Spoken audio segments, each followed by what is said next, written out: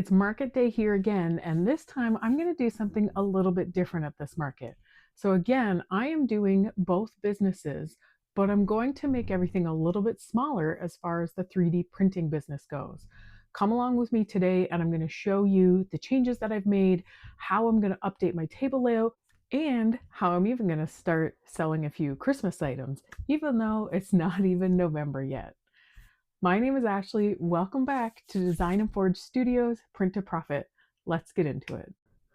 So, in order for me to get everything down to one table, I need to decrease what I am bringing to the market. One new thing that I'm bringing to the market this time is these oversized sports pendants because I'm getting so many people asking me for them right now. But I am not bringing all this whole bin full of blah blah stuff, which is all the flowers, the mushrooms, the pet rocks, that kind of thing, because I just don't have space to put them out on the table. So I am really narrowing down a lot of other things that I'm bringing. I'm only bringing a couple of the dragon eggs. I've got Halloween, obviously, those are coming with me. And I have the small flexies in these bins as well. And then I have over here, I'm going to be bringing the brand new reindeer dragon from 3D God. This is going to be one of the Christmas items I'm selling. I am bringing my bins here with some small flexies, more small flexies here. I have one final Halloween countdown that I'm hoping to sell tonight. And then I also have two of these Christmas countdowns printed, and those are by PA1 Maker. So, same one that does the Halloween countdown for the Christmas countdown. Really, really like them. So, I have two of them to bring. Those are the Christmas things that I'm going to start selling at this market. And then I also have a bin that I'm going to bring, and this one has just things that are maybe out of season or they're not 100% how I would like them. See, like these are a little bit loose, so they're going to have a sign on them that says everything in the bin is $2 because I just don't want to have to hang on to them anymore.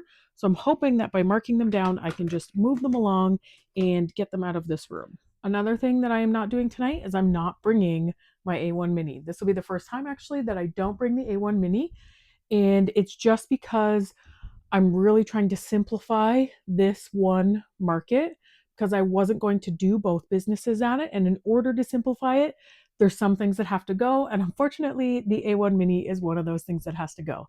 So next up, I have to get everything loaded into the car because it's time to go soon and start getting set up. I will bring you along while I set up at the market as well. So it's time to start setting up the 3D printing table. I've already done the bakery table at this point, and both businesses have different tables for this markets than they typically do for any other market.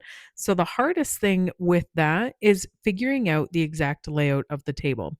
I think I've said it before, I am not somebody who's going to set up a table in the house and do like a test run ahead of time. I kind of just like to go with the feel of the market that night and figure out exactly where I'm going to lay everything out at that time. So, as I always do, I like to start with my small flexies. I typically keep them all in bins with their own price signs. But it seems that when my son helped me clean up after the last market, he actually put all the price signs in a bin together and not with the flexies. So it did take me a few minutes to kind of figure out what had happened to them. But I do like to get these all laid out first and pick their spot on the table because they are the things that draw the most eyes in at the market, and I always want to make sure that they are in a really central location that's going to bring people in to take a look. And it will allow the kids to spend time looking through, digging around, while the parents also get to take a look. And I find that that helps to bring in more sales because if you can bring the kids into your table and keep them happy, then it's going to allow the parents time to also look around. So once the flexies are out and I've kind of set up a few other things here, I'm trying to work on figuring out where exactly I'm going to put some of the bigger items. I do have some longer dragons, some big flexi snakes by Flexi Factory, and just trying to see exactly where everything's going to go. So it's kind of a mess at this point, but I do work through that mess pretty quickly and the table starts to come together. And I think it all looks really good for the first time setting everything up on one table. What I liked most about the setup at this market was that it was the most time I've ever had to set up both businesses because I was only doing one table for both. And for the bakery table, typically I'm having to set up a display case and put in food that will later be packaged. But for this market, I decided not to bring the display case. Everything was already pre-packaged, so it made setting up the bakery table really quick, and it gave me a lot of time to really figure out setting up this table. So, one of my biggest recommendations is that if you are going to a market, make sure that you go and you give yourself lots of time.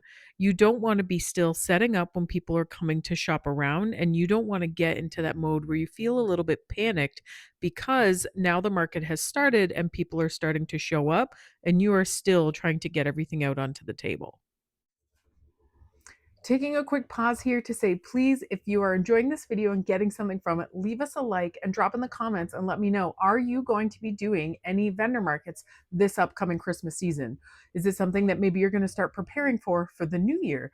Is there something that you need help with when it comes to your vendor markets? What's your pricing like? Do you know your displays? All those kinds of things. I would love to hear about it in the comments below and let me know what you have found helpful from this video.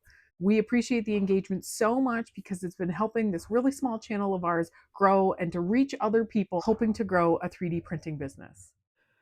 And because I had some seasonal items geared towards Halloween at this market, I really wanted to try to make those ones move more than I would normally worry about.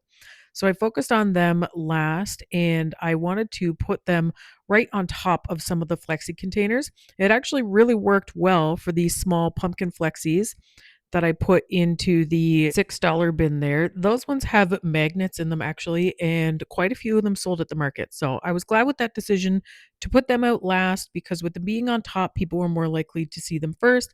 Since it was a Halloween event, they're more likely to go for the Halloween items. And the very last thing I'm going to do there is obviously make sure that every single thing on the table has a price sign. If you haven't watched the video that I put out on how I make those price signs, I will link it to this one so that you can watch it. I chose really bright colors for them because they stand out on that navy blue tablecloth that I have, which this was a very windy market. I cannot say enough about how much I love these tablecloths that wrap under the legs of the tables. They don't blow, they don't move. They're so perfect. And now you can see here what my full table setup looks like at the end. I was able to get all of the things that I typically sell the most of out onto the table with a couple new items to help to bring people in and open up some questions for possible custom orders and stuff after the market. But I was really happy with how it all turned out with one table for this first time ever trying to set up that way. I think it looked really good. So, you know that I like to be fully transparent here. So, let's talk about how did the market go now that it's over. First of all, learned the biggest lesson I think I've learned to date at a market. And that is that I need to set up a tent. I have never ever set up a tent in all the time that I have been doing markets when I have done these night markets. And I have done 10 night markets of my own personally that I have set up and organized. And so far, I've been lucky at all of them. But for this last market that we just did, this Halloween one, we had a surprise downpour. So the rain forecast was like 30%, and it was supposed to be, you know, zero point 0.1 millimeters. So really nothing. If it was going to happen, it was going to be a misting. And about, I want to say an hour or so in, maybe an hour and a half, but about an hour, it started misting and it quickly started pouring. I had to stop serving the people at my table because I had people looking at both the bakery and the 3D printing business. I had to run to the van, get the cover that I brought, put it up, and then because of how I laid my tables out side by side and not in an L because they're two different businesses, that cover did not cover both tables. Thankfully, the venue that was hosting us had a really big, easy to set up tent inside. We were able to quickly put that up. And of course, the rain stopped maybe a minute later, but everything got set. So the worst part of it was probably on the baked goods side because everything is in packaging, right? Some sort of boxes and stuff. So all the boxes got a little bit waterlogged. Thankfully, all the baked goods inside were fine. And I was able to, you know, sell through the affected baked goods without a problem. on the 3D printing side, everything was obviously just really, really wet. So even after packing up, coming home, I had to open up all the containers overnight, keep the lids off so that everything could dry. But aside from that massive lesson for me to learn, the market overall was pretty good. I think that if we didn't have the rain, it would have been better attended. There were still quite a few people coming, but the problem is I find that people will battle the cold, but they won't necessarily come out when it's cold and raining. And especially us vendors, we were all outside. The event itself was inside. So when the rain started coming, people would come and they just bypassed us and went right inside to where it was dry. And I can't say that I blame them, because if I was going to that event with my kids, I would probably do the same thing. So we did have a lot of them though that once they came out, they stopped by and made some purchases. In the end, the in the 3 hours that we were there, the 3D printing business did about $150. Now, after the event, because of the things that I had out on the table to encourage people to place custom orders and reach out, I actually took another $150 in orders within the next, I want to say 18 or so hours, directly related to that market. So, in all, the market itself brought in about $300. And I didn't really print anything new for this market. It was all stuff that we had. The only thing that I worked on were some of the oversized sports pendants that are selling really, really well right now. And other than that, I didn't have anything new. So it was great because it was just stock that I actually already had on hand. I didn't spend a whole bunch of time that week getting ready for it. And in all, I'm really happy with how that market went. And I've even had more people reaching out since, asking me about different things, asking for what I'm going to be able to do for them for Christmas. So it put in a lot of people's minds things that they might want to start looking for Christmas, which is great because I do have a couple more events coming up before that. But I love to just be able to take orders online as well for them. So, all of that to say that in the end, I'm happy with how the market went. Obviously, the bakery is a totally separate business. It brought in its own revenue. The bakery always does really well. I'm very grateful for my local customer base that I have for that bakery. But the 3D printing business, I think, had a great market too, when considering what happened at the market, the weather being a factor, and the orders that were placed after the market. I am only doing a couple of events leading up to the holidays because I am trying to get my whatnot going. I am working on my layout for that and really hope to get that out to you guys soon and get that off the ground and going.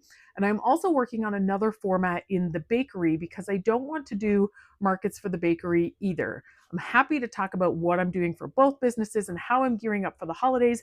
If you all want to hear that, leave me a comment below and let me know what it is that you need help with in your business in relation to selling, marketing, vendor events that you might be doing, your pricing, all of those good things. I'm happy to talk about them.